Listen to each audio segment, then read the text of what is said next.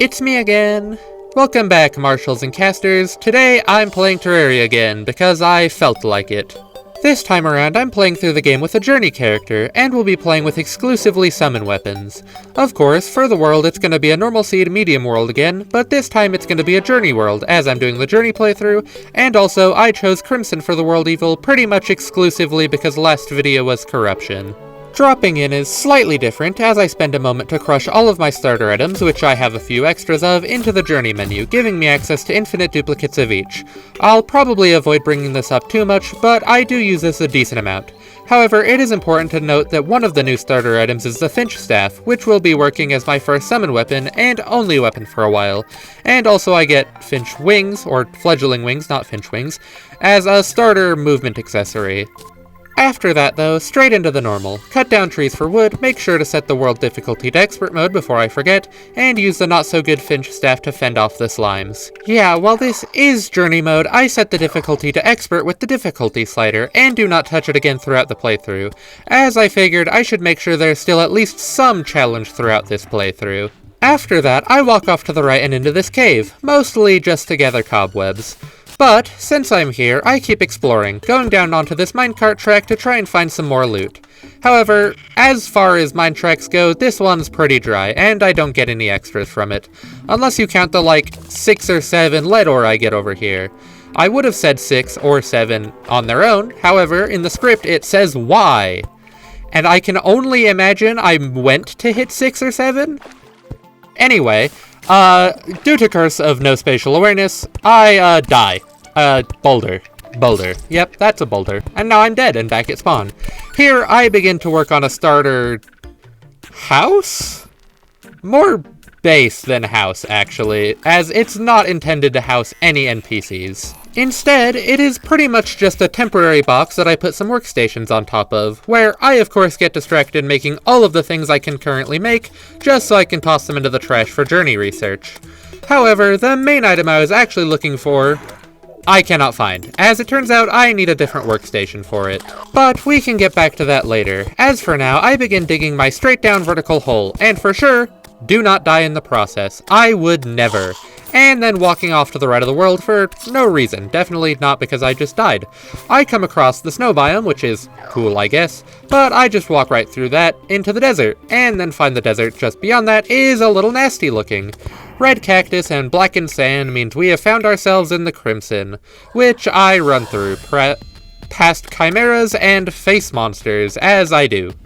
At this point, with just a dinky finch to keep me safe, I can't stay long, so I just run right past and into another section of uncorrupted desert that holds an oasis, chopping the trees as I move by. Even further beyond that, I also locate the dungeon, and this time it's the good old classic dungeon. And I nab some books and platforms from the accessible area, as well as going a little further to nab a water candle, just in case I decide I need one. Then I reach the edge of this side, the ocean, meeting the angler right before hopping into the sea to see if I can find any chests down here. I find one, grabbing it quickly before drowning back to spawn. I did get a pair of water walking boots out of that though, so I'll say it's worth it. But it is for sure not what I actually need. Instead, I head back down into the mines, as I need some more lead. And fortunately, it's common enough that I get the rest of the ore required for its research pretty quickly, allowing me to access as much lead as I want. I could have just ran down to any secondhand furniture store and found plenty in the lead and the paint, but this worked about as well anyway.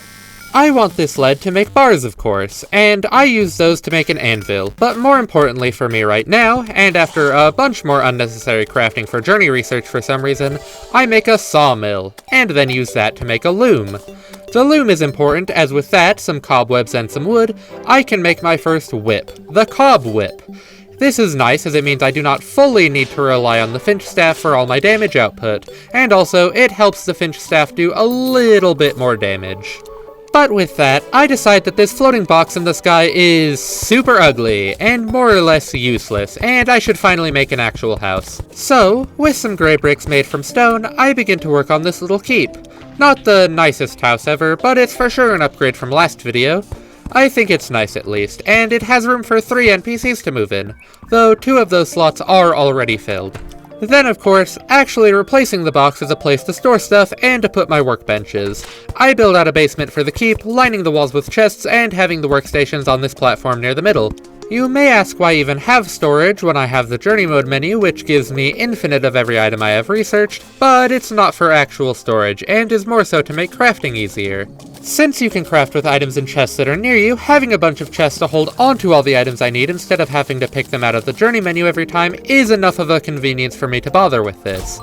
And, as an added bonus, and totally unintentionally, since there is a table and chair down here as well as lighting, it does also qualify to be the 4th house, which is nice, I guess. Then I just craft some more things, and then realize I can have infinite money.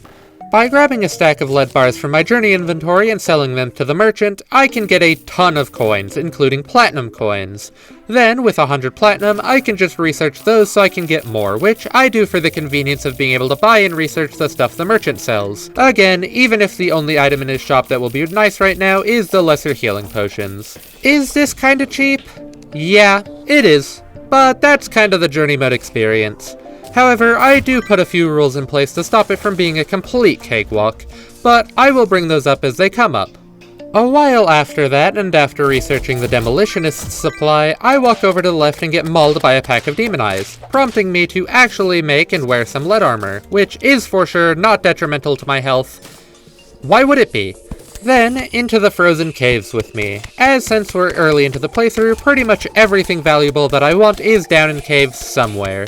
This expedition nets me a set of skates, which is nice, and a heart crystal, which is a perfect excuse for me to talk about one of those self-imposed rules. See, since I can get infinite stuff when I research it, I decided that I would try to only use things that I have researched. I do forget a couple times with things like armor and a couple accessories since they only need one copy to be researched, but for things like heart crystals, stars, potions, and loot bags, I only get to use those once I have them researched. This means I'll need a total of 10 life crystals before I can use one, which isn't too bad all things considered, but does mean I'll be running around with only 5 hearts until then. But anyway, back in the frozen caverns, I die. A couple times, but I just keep coming back. This is because while lead armor is okay, I guess, it's just base armor, and something that actually helps me as a summoner would be a lot nicer. So while I'm down here collecting ores, gems, and anything else I can get my hands on, including this extractinator, which I for sure forgot I got, my real focus is finding and killing these evil gremlin-like fluff orbs called flinks. On death, the flinks drops a bit of its fur, which I need for that summoner armor I mentioned. But a few more deaths than I would like to admit to, finding flurry boots, which is nice, and a bunch of flinks killed, I get all the fur I need to research. Returning home, I am distracted immediately by the traveling merchant, as he sells some nice vanity, specifically the cloak. I do not know why I wore the chef's hat.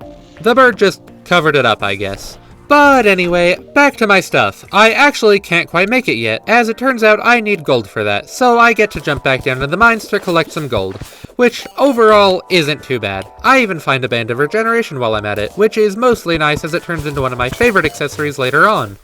Also, of course, I, being as easily distractible as I am, end up in the underground desert. Die, and proceed to not make any of my equipment when I respawn, and instead head back down to get more loot. After more digging, dying to a spider boulder, which was slightly confusing for the summoner, I have collected all my needed life crystals, so max health time. Then, of course, I proceed to almost forget about my equipment again, before going back to the house to finally make it. The equipment in question, of course, being a Flink's fur coat, which on top of being quite cozy, also increases my summon damage by 5% and lets me summon one more summon while wearing it. I also make the Flink staff, which is a better summon than the Finch. And of course, as I get rid of the Finch in favor of the little fluffy snowballs, I realize that I do not like the chef hat and instantly take that off. Can't be interfering with my drip. That is unforgivable. With my improved equipment, I return to the desert in search of great loot, and after dynamiting a hole straight down through it, I find myself this solitary chest, which does in fact contain a great loot. The functional item, the flute, I 100% forget about, as along with the other items is the fairy choker. Now, last video I found a bunch of these silly collars and necklaces, but could not figure out what they do, so I just kinda assumed they were useless and didn't do anything. The Terraria devs, however, would never add a useless item to the game, for sure. And so, after the summoner puts on the choker, mostly to conserve inventory space, we finally realize what it actually does as she gets hit by the sandworm, and then soon after by these antlions. The collars change your damage noise. Now, rest assured that I could make an infinite, and I mean infinite number of jokes about the choker that makes the summoner sound like a fairy. I mean, I have an entire corner of my room dedicated to Blahai, including one that's 6 feet long that you can crawl inside of, but that's besides the point. I have a suspicious number of pink, blue, and white baubles in my room, including a half-scale figure of Hatsune Miku, specifically this one, but for now, I will just say that as far as vanity items go in this game, this has earned a solid number 2 spot on the items I would smuggle to Earth if given the chance. Number 1 should not be hard to guess. From to... Now that is what I call a miracle. Anyway, unfathomable envy aside, the only other major item of note I located down in the desert is the magic conch, which I proceed to use to scout out the ocean on the far left side of the world, where I do find a couple items, but none of them are really of note. After that, we visit a bunch of places, grab a bunch of random odds and ends, and find our old friend Chillet from the last video. I also get a pink one this time, which I appreciate. Very chill. I would talk more about that quest, but it's about 40 actual minutes I spent gathering random garbage trying to find an extractinator, despite me already having the extractinator researched back when I did the snow tunneling. But I wanted it so I could extractinate some desert fossils, slush, and silt so I could research all the rest of the ores and gems so I would not need to worry about that at all until hard mode. And after that, eye hunting, just so I can get the lenses researched now instead of later. That, of course, being because we're a bit overdue to fight our first boss, and using some lenses, I can research the suspicious-looking eye, so I can have all the eye summons I could want. I also remember that other armors exist at this point, and upgrade my helmet and leggings to platinum, but that was probably overkill for boss 1. But before I can actually, summon and fight the creature, a slime rain starts, as I'm building the arena. So I guess I'm dealing with that first, and fighting our first boss, which, despite what we were just saying and doing, ends up being King Slime.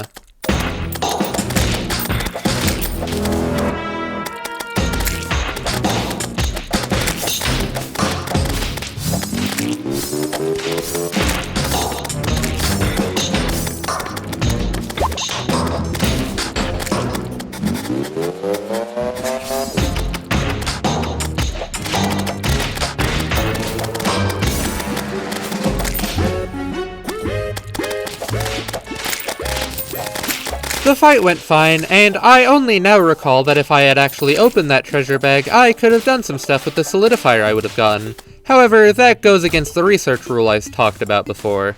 Yep, I'm only permitting using treasure bags post-research, and since each bag can only be fully researched with 3 copies, that means if I actually want the boss drops, I better fight them 3 times and win, or I just won't get their stuff.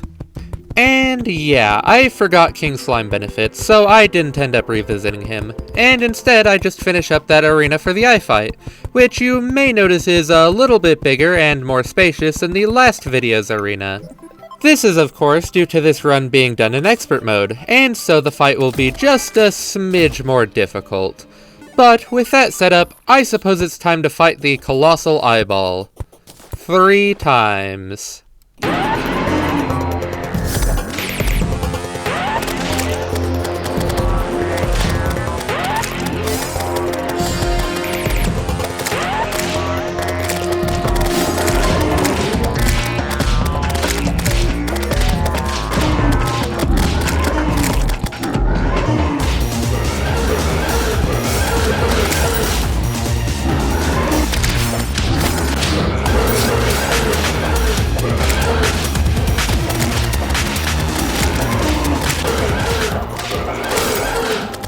But, with that endeavor finished, I have all the eye bags I could ever need, and therefore get an infinite amount of the drops. Though, the only ones of note are of course the Shield of Cthulhu, an accessory that buffs your defense as well as giving you a charge attack that can stop you from taking damage sometimes, and then also the Crimtane Ore. Crimtane Ore which I use to make Crimtane Bars, which I can use to make a new weapon, the Vaculash. A whip that is just a massive upgrade on the bootleg Spider-Man experience I have going on right now. But, as last time, there are very few other things even worth getting from just Crimtane bars, as just like Demonite, there is a secondary material we need to make the other stuff I would want. And of course, that means time for another boss. Yeah, 3 bosses almost back to back to make up for it taking a little while to get here. But we don't have the worm this time around, as we are in a Crimson world, so instead of breaking Shadow Orbs, we get to break Crimson Hearts. And instead of a big worm, we get to fight the Brain of Cthulhu.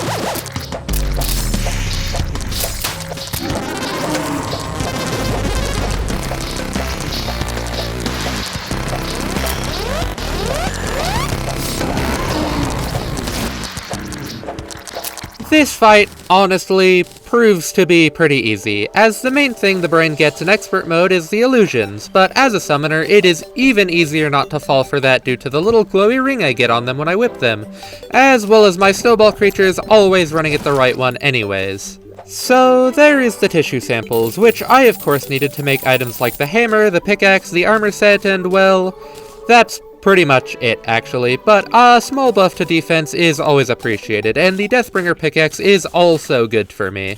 But before diving into that, it's time for me to start poking around in the jungle, and for sure not forget about any other weapon I could make from materials here. I would never do that. Instead, I'm here looking for bees, as the next boss on the chopping block is the Queen Bee, as she actually drops things I want this time around. But of course, I for sure do not accidentally summon her while digging out this hive and then die due to having a 10-foot platform that I made mid-fight. In my defense, I got her under half health. She just unfortunately got me under 1 health, so she did a little better. I arrive back home to a blood moon, which I don't get anything of note from, but do try out the spawn rate slider for fun. And yeah, it's pretty fun. And of course, right after that, it is goblin time. But just like last time, they are literally worthless, so we just kill them and move on with our lives. We did find John Defender though, so that's cool I suppose. But then, reblood the moon as I actually have something I can get from it. See, if you do some fishing during the blood moon, instead of catching a little fish, you might fish up a freak of nature that attempts to end your life for allowing it to exist. But if you can kill them, they might drop you something useful. Though, emphasis on might, as it takes many moons and terrible beasts to actually get what I desired, the Vampire Frog Staff. Yeah, that's right, I upgraded from cute little floofballs from the snowy place to Satan's favorite amphibians. And an upgrade they prove to be, as they prove much more lethal to the terrible creatures of the night. But after that, just a smidge more fishing so I can have infinite wooden crates. I even do some angler quests while I'm at it, as I decided that having some fishing potions would be nice for later, and after just a bit under an hour of that, I have infinite of all 3 of the fishing related potions, which I promise are actually important for later. Also, that was an hour of fishing using the time toggler to speed up the process.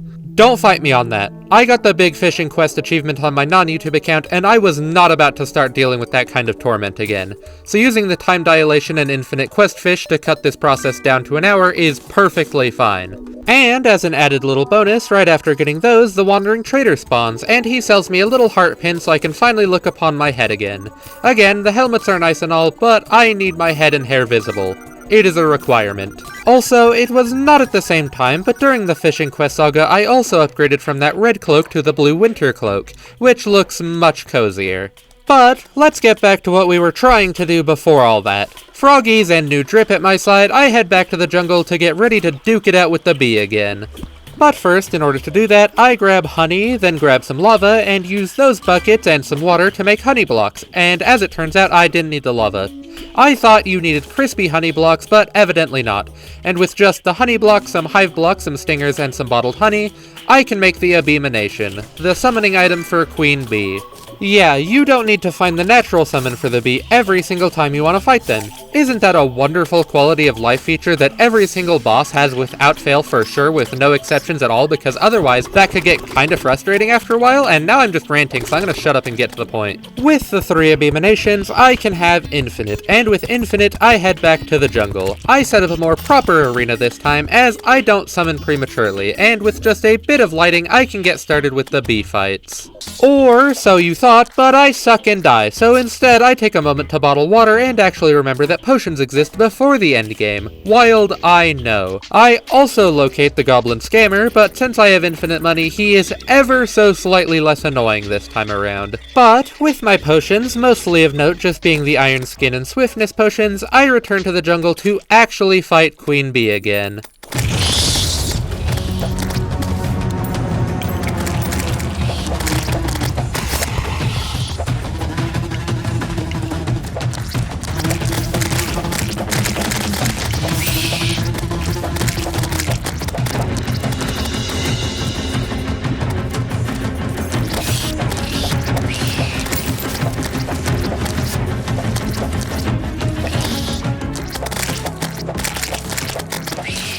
While a bit of a headache, the bee falls, and with that I get something quite valuable. The bee naturally drops a weapon for every class, except the summoner of course, but that is just fine, as the bee drops something even better for us. Bee wax.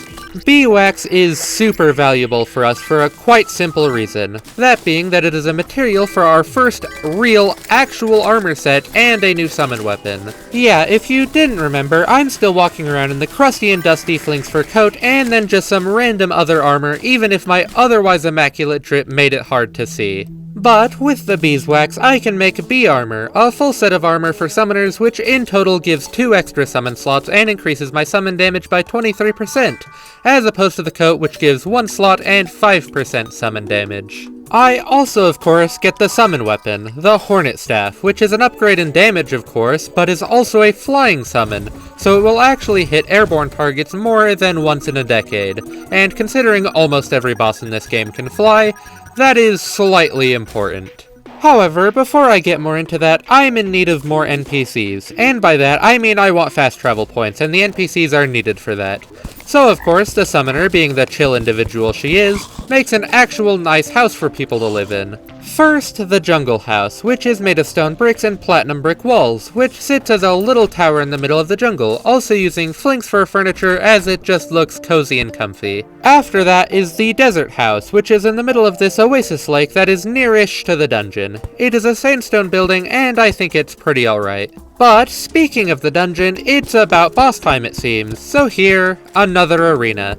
Since it's the classic dungeon, I can't fit it inside this time, so I get to make this staircase up the mountain to actually reach the arena. Before trying to kill Skeletron, again, I find the meteor that hit the world a while back so I can make a new whip, the Star Crash, a good upgrade from the old whip, but also having the special property of dropping meteorites on my enemies. I also remember to reforge it and my Hornet Staff while I'm at it, as well as some of my accessories for a little bit of extra defense, which, considering summoner armor, is about as good at protecting your body as latex gloves are at protecting your hands from the blender. I'll take what I can. But, with those upgrades, it is time to throw down with an old guy again, and hear his funky beats.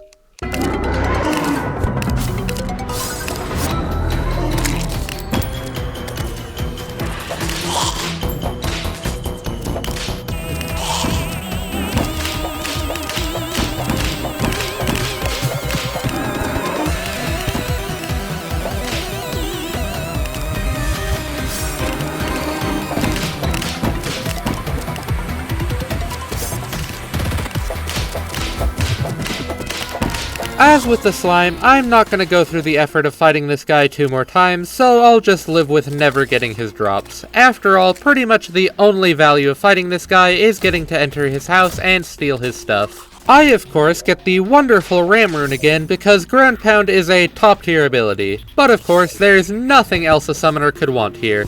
Nope, not a thing. I would never remember something's existence after finishing the game without it.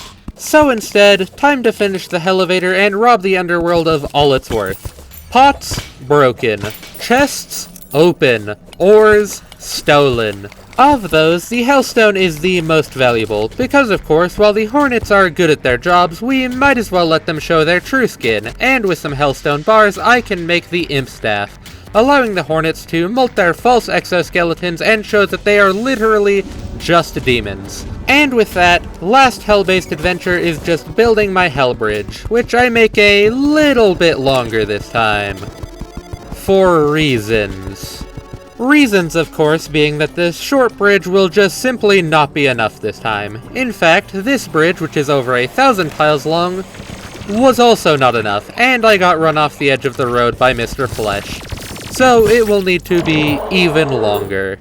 However, I also take the time to go to the jungle to catch the wonderfully named variegated lardfish, as it's the main ingredient in summoning potions. Summoning potions, of course, are a summoner-centric potion that gives you one more summoning slot for 8 minutes. Between that and making the road like another almost 1,000 tiles longer, I should be set to kill the wall for real this time.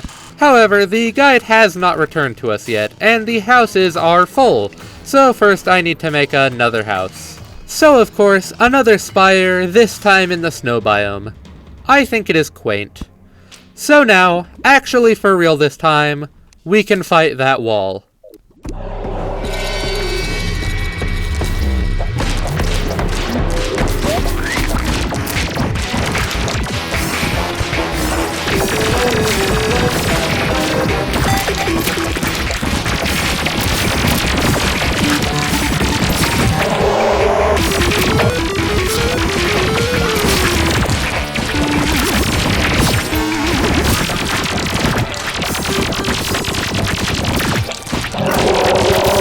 So yeah, this is a bit of a difficulty spike from normal mode.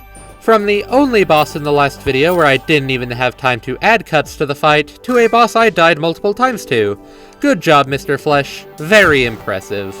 The main difficulty hike is due to the fact that Brother learned how to pick up the pace, and by the end of the fight he is rolling like a freight train.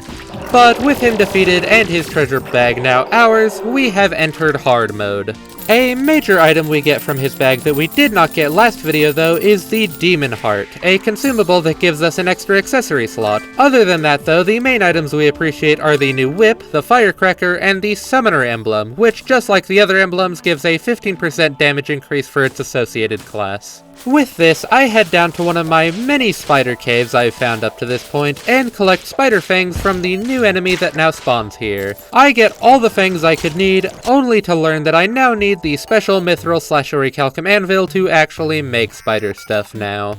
Now, last video I did not want to mine those ores, and in this video, I am not going to. Instead, we are going back to the ocean to fish. With my fishing buffs, especially the crate potion, it isn't too much of a hassle to fish up some crates. The crates are different in hard mode. Instead of getting wood, iron, and gold crates, you get pearlwood, mithril, and titanium crates. I decide to fish until I can research both pearlwood and mithril crates, and then open a bunch of each, allowing me to get access to all of the hard mode ores without having to deal with the hard mode ore shuffle we did last time, which I personally appreciate.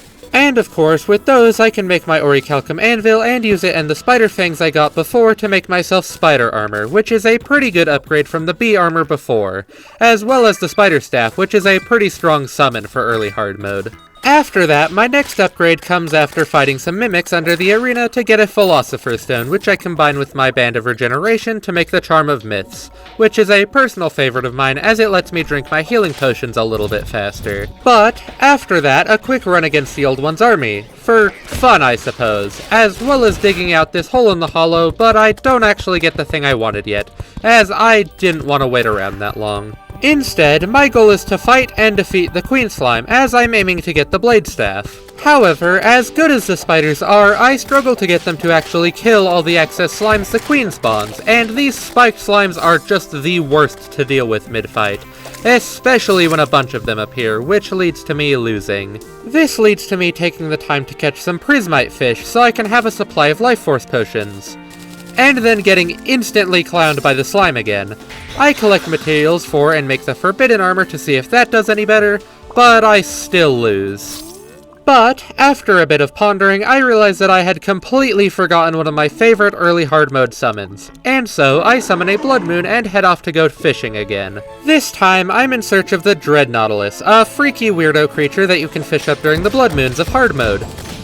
On occasion. It took a while to get him to show up, and my issues of skill mean that I do not even beat him the first time, and I die and lose the items the second time, barely, and I mean barely losing the third, and wow, this is actually kind of embarrassingly bad. Wowee. I gotta say, I hate the little squid thingies he spawns, but at least this time I got what I was going for, the Sanguine Staff. A funny staff that summons some sanguine bats to fight for you, and I just think they're kinda neat. But how will they fare against the Queen Slime?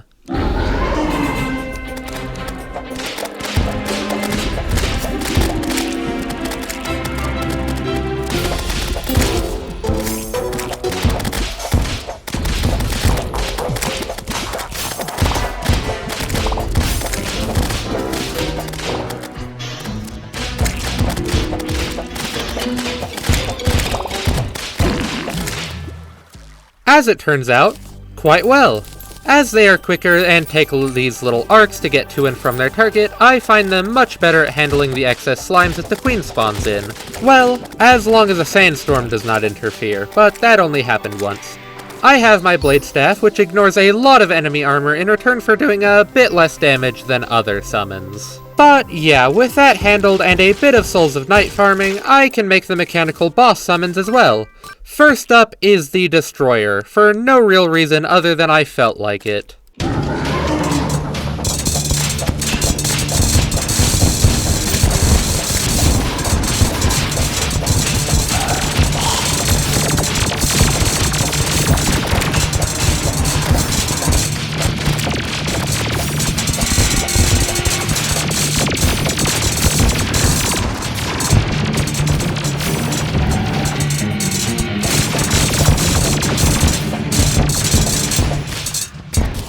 He, as usual, is not too bad. Just gotta play a bit aggressively at the start when he's all bunched up.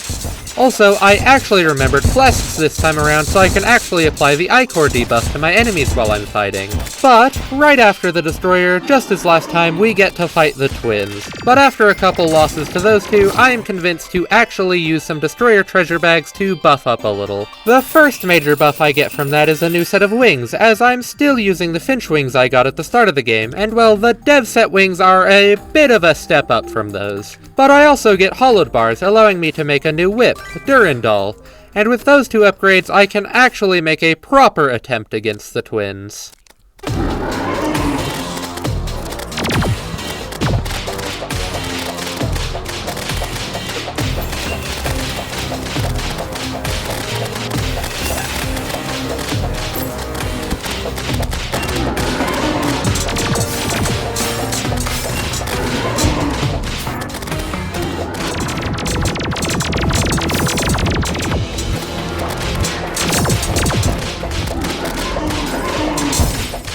The twins are a pretty decent challenge still, though, and as seems to be a theme, getting that third win seems to take a disproportionately long amount of time compared to the other two.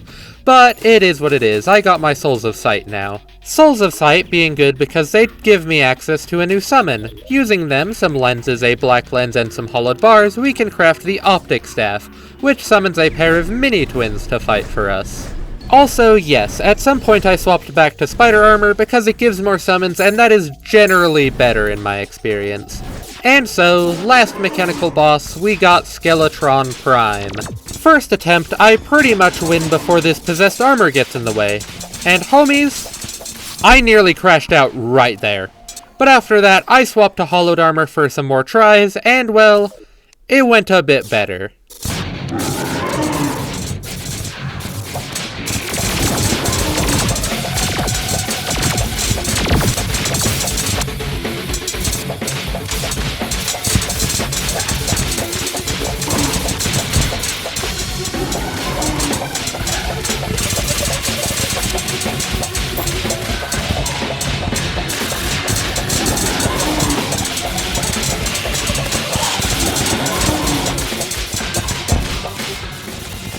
Yeah, that wasn't actually that bad overall, and no, I did not notice that I have swapped to the flower crown at this point, but that's okay. Just assume it's gonna happen in every playthrough sooner or later, cause it's lore accurate after all.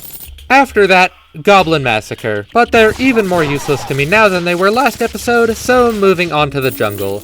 That is right, it's time to start searching for Chlorophyte and Life Fruit. Mostly Chlorophyte for now, as there's an armor upgrade I can get from that, but the closer I get to full health, the better. The Chlorophyte armor is just a bit better than the hollowed set, so I swapped to that for at least our next boss. But before that, I have infinite pearls, and I only just now remembered what those do. So, making some luck potions, I dropped down into the hole I made in the hollow earlier to farm up some chaos elementals. And after just a while of this, I get the best item ever. The Rod of Discord, the funny staff that lets you do little teleports. With that, it's right back to the jungle again, still for more life fruit, but more importantly, to find the next boss summon. I spend about 15 minutes searching, but find the Anklet of the Wind first, which I take back home to upgrade my boots, as that was the only item I still needed to upgrade all the way up to Terraspark boots. Very nice. But then, after a little bit more of a distraction fighting the Old One's army so I can have my defender medals and improved sentry from the barkeep, it is right back to hunting for bulbs. And lucky me, it only takes 10 minutes to find my first bulb, which I can then dig an arena out near with some dynamite. This first attempt goes pretty okay, until phase 2 where I get stuck on all the grabby thingies while trying to dodge Plantera, and it ends predictably from there. At home, I take the time to upgrade to butterfly wings, as I believe they're at least a little bit better than the dev wings I have been using. Then, of course, right back to the bulb search. And hey, only a mere 20 minutes later, I have found another bulb. How joyful. As I do not feel like digging a whole new arena for every Plantera bulb, I spend some time making a passage from the new bulb back to my original arena. And, while I knew what was coming and therefore do better this time, I still die, so you know, the normal. Probably at least partially due to me not having gotten enough life fruit yet, but I'm also looking for those while I'm at it. And hey, I found the next Plantera bulb in like a minute, so that's super nice.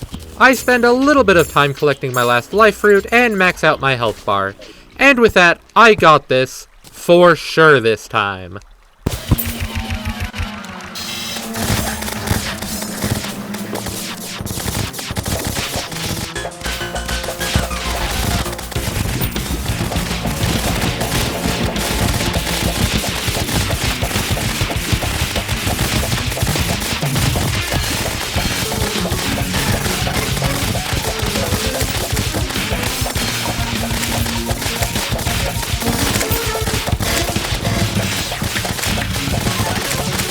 And I do! I got them this time, but of course, unlike every other boss, I now need to find another bulb before I can do the next fight.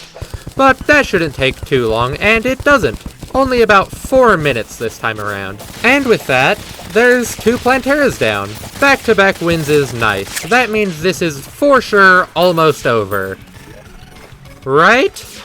Well, first bulb takes 15 minutes to find. I goof and die, no big deal. Second takes about 19 minutes, and well, that sucks. Sucks enough for me to actually decide to take a quick break and do something else. It is now the next day, and crashing out levels have reduced to manageable levels, so surely I got it now. Bulb 3 takes a chill 2 minutes to find, neat, but first try of the day ends with me getting caught and dying again. But finally, Bulb 4 just takes 4 more minutes to find, thank goodness. And now, finally, it's over. Thank goodness I never have to fight this stupid plant again. I'm gonna be honest, I was very tempted to just open one of these bags and be done with it many times, but it worked out in the end, so I guess it's chill. I only spent a total of like 75 minutes just looking for bulbs. You know, a normal amount. But Plantera is a pretty major win, as now I have access to a bunch of new stuff. First, she dropped a new whip for me, the Vulgar Display of Flower, and for the record, no, the vulgar part of that is not the modifier. That is just its name.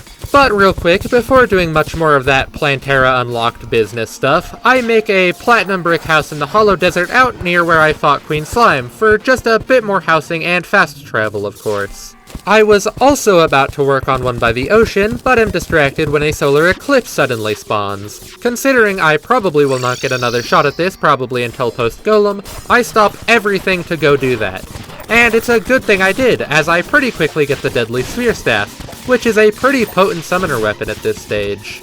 But there isn't much else for me there, so after finishing that, back to making the Gold Brick Ocean House, which is a touch flamboyant, but that is fine. They got flinks for rugs and nice tables and chairs, so it should be comfy. And lastly, as far as the houses go, since the desert house got corrupted and therefore the pylon there is now useless, I also make a little bastion down in this glowing mushroom biome that the dungeon runs through so I can have easy access to it for when it's needed.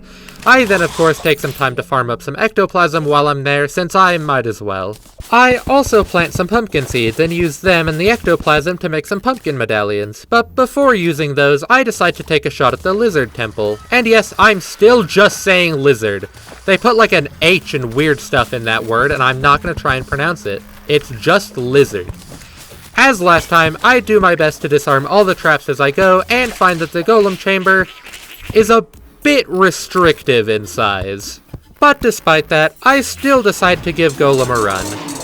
This ends poorly. So instead, I'm actually going to use those pumpkin medallions to fight the Pumpkin Moon, as it has some stuff I'm quite interested in. First, I focus on the Splinterlings and Mourning as in Sadwood, so I can collect a bunch of spooky wood, but also fight all the pumpkins that arrive as they can drop some summon weapons. I don't get any of those summon weapons night 1, but I do get a score of 4932 on wave 16 and plenty of spooky wood, which is good as it lets me make my armor. Yep, that's right, we are back to wooden armor, as spooky armor gives much more summon damage, about a 58% boost total, and boosts your movement speed by 20%. And also, on top of all of that, it also gives 4 extra summon slots instead of just 3. I start another Pumpkin Moon soon after, and I get a new accessory, the Necromantic Scroll, which gives you an extra summon slot as well as a 10% buff to your summon damage. This can be mixed with an accessory gotten from the Witch Doctor, the Hercules Beetle, to make a Papyrus Scarab, which turns that 10% buff into a 15% buff, along with adding some extra knockback to your summons. Between that, the Pygmy Necklace I also got from the Witch Doctor a while back, my armor, the Bewitching Table buff, and a summoning potion, I can now summon 9 minions at a time. Also during this Pumpkin Moon on wave 14, I also get a new summoning weapon, the Raven Staff, which is quite nice as well. That is the last thing of note, as I end this moon with a score of 5,688, again on wave 16. Funny enough, it sends me right into another solar eclipse, but after that I send myself back into another Pumpkin Moon, as there is still one more item I wanted. I don't get it that time either though, so I decide it's about time I revisited Golem, and hopefully actually win this time.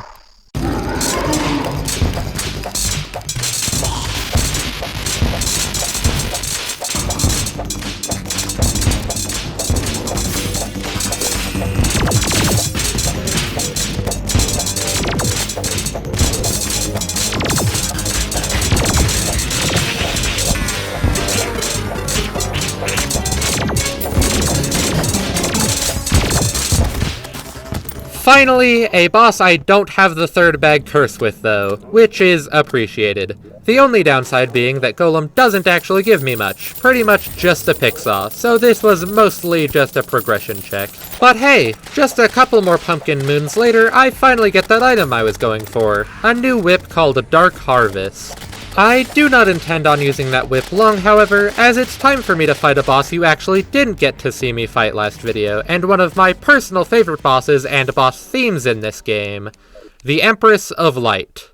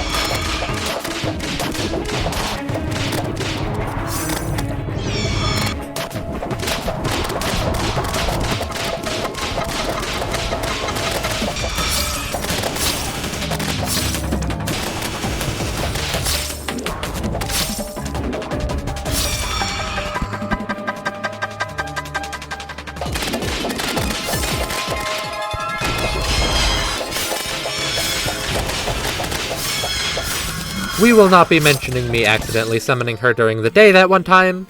My bad. The Empress actually drops some pretty great stuff for everyone, but for right now, all I'm concerned about is the whip, Kaleidoscope. It is just a pretty great whip, and a surprisingly short reforging session later, I am now prepared to actually enter the late game. So back to the dungeon to one of the only 3 bosses I did not go out of my way to fight 3 times. The Lunatic Cultist.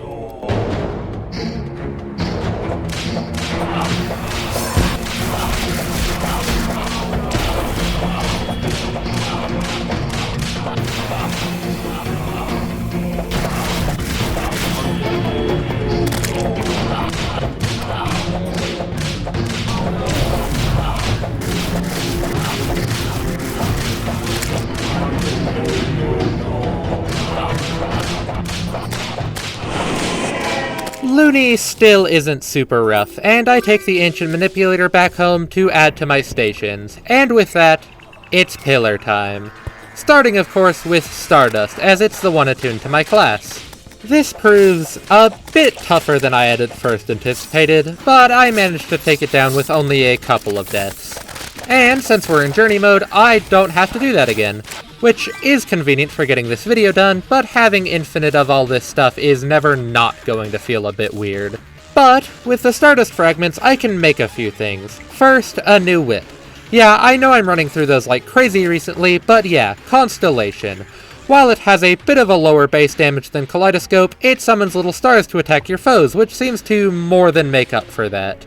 And of course, the 2 summons, the Stardust Cell Staff and the Stardust Dragon Staff, both of which are really good, despite what the warrior from last video would have you believe. Don't insult the dragon. I named them Starby. That said, heading into the next fights, I do decide on using the Stardust Cell Staff, and take my chances with the Nebula Pillar first, quickly seeing how handy the new whip's star projectiles are. After that is our other biggest foe last time, the Vortex Pillar, which yeah, still pretty tough, but I think I'm doing alright. Then of course, last but not least, we have our buddy the Solar Pillar, which is fairly easy as expected. But with the screen vibin' funny again, and the sudden realization that my best arena is still the one I made for the Eye of Cthulhu, I do not have high hopes for this.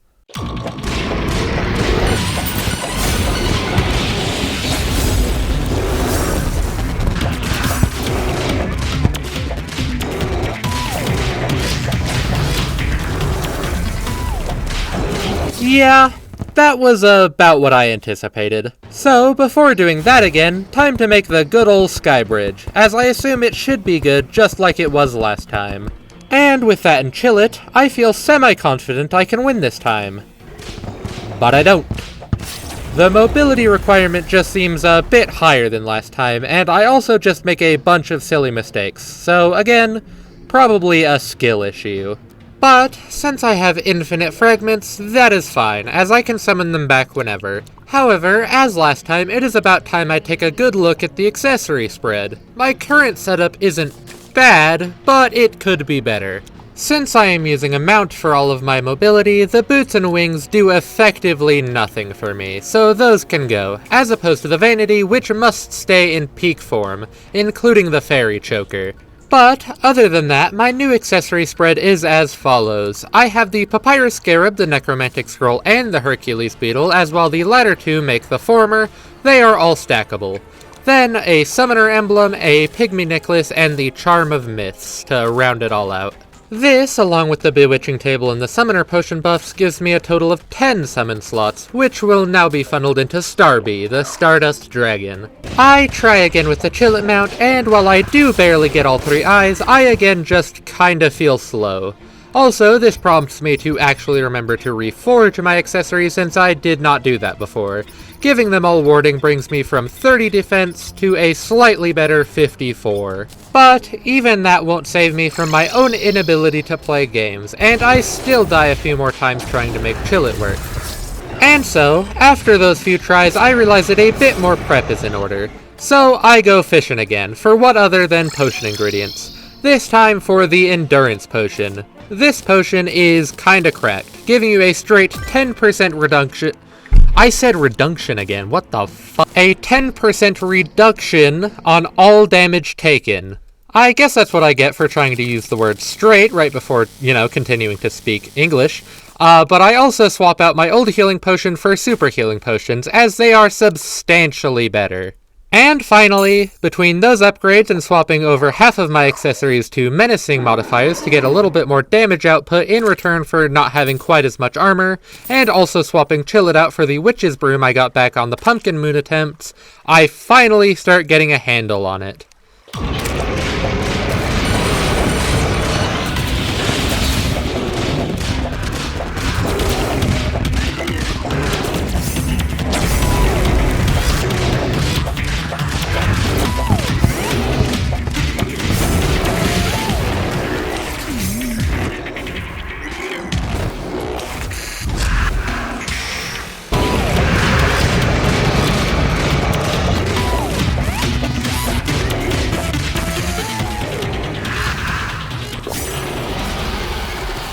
I beat the Moonlord first try with this setup, though it does get a little close a time or two.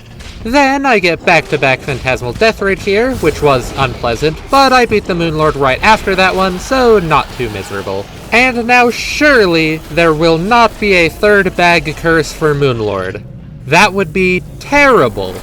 I do not know why I had so many instances of struggling on that third bag, but finally, it is over. I have the infinite bags and am free. Well, almost. See, if last video I had to get Zenith because it was the best melee weapon, I feel it's only right I also go out of my way to get the best summon as well. Starby is great and all, but there is one better. However, I will note that I get a couple of upgrades from Moonlord. First, the Celestial Starboard, which is effectively just a really good set of wings with some extra baubles, but also a new whip called Possession. Possession is absurd. I also get the 2 Sentry summons from him, but I take the Lunar Portal Staff as I prefer it. But with that said, it's time for me to get my hands on that final good summon. So back to the hollow platform, make sure it's bright in the daylight as opposed to last time, and now we get to fight the Empress of Light again, but in daylight, she is a little bit scarier.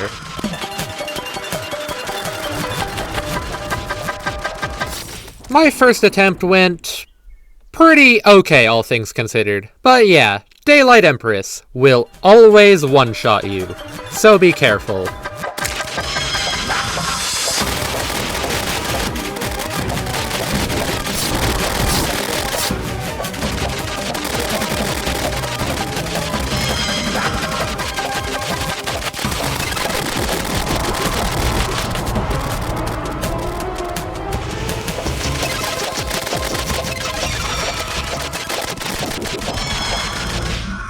Despite that, Possession in the Stardust cells get me through the fight just after a few tries, and I get the daytime only drop, a summon weapon called Terra Prisma. This one is really neat. Instead of being creatures that follow you around, it's a set of blades that float behind you like wings, that lash out at any and all enemies that get anywhere near you. But with that, and just now remembering to make the endgame armor, Stardust Armor, that is it. I have done it.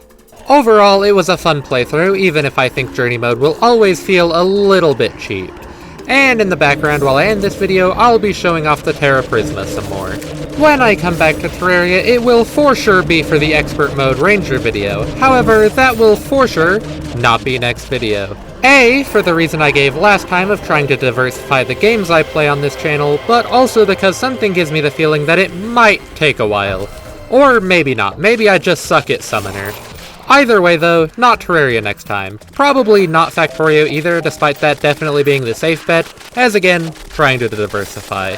So instead, it is probably going to be a Minecraft video, as it's been a while since I've done that, or I might try another new game out on the channel, and one I have not played in actual years. Yeah, after coming back to Terraria in a serious regard for the first time in a little while without it being modded, I'm tempted to go back to another game I've not touched in a while. In fact, I probably haven't played it for almost a decade. That other option, of course, being Dungeon Defenders. I'm not 100% sure on what that would be like, or if I'm doing it, but if I do, hopefully since I'm getting this video done relatively quickly, I should have plenty of time to figure that out. Either that, or I'll do something in Minecraft. Hard to decide, honestly. But anyway, that's something that can wait for me getting to it, so for now, and as always, farewell.